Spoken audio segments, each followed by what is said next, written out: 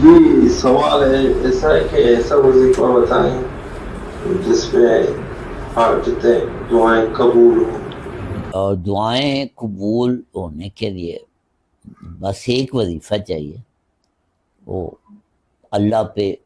یقین چاہیے۔ جس کا جتنا یقین ہوگا اتنی اس کی دعا جو ہے نا اتنی زیادہ قبول ہوتی ہے۔ ایک ہی وظیفہ اور کوئی وظیفہ نہیں۔ اور دعائیں قبول اشفاق احمد صاحب اللہ ان کے درجات بڑھانا چاہیے، ہزار اختلاف سے، لیکن ایک انہوں نے بڑی پیاری بات کی، میں موجود تھا، ایک تقریر وہ کر رہے تھے، کہتے ہیں جی ہمارے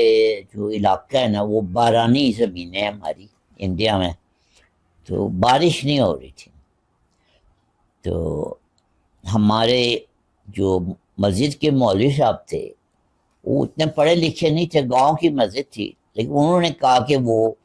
نماز استسقاء جو بارش کے لیے کی جاتی ہے نا، کل جمعے اب آنے والے کو جمعے کو نا ہم وہ دعا کریں گے باہر میدان میں۔ وہ کہتے ہیں جی ہم سارے پہنچ گئے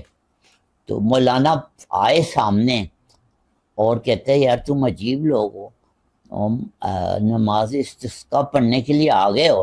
اور چھتریاں ساتھ نہیں لے کے، آج کوئی دعا نہیں ہوئی۔ وہ کہتے ہیں شاہ صاحب کہتے ہیں کہ میرے والد جو تھے وہ سائنس کے اسٹوڈنٹ تھے، انہوں نے اس چیز کا کافی مذاق پڑا، کہتے میں اپنے والد، میں چھوٹا سا تھا، والد کے ہم نے چھتری نہیں لی،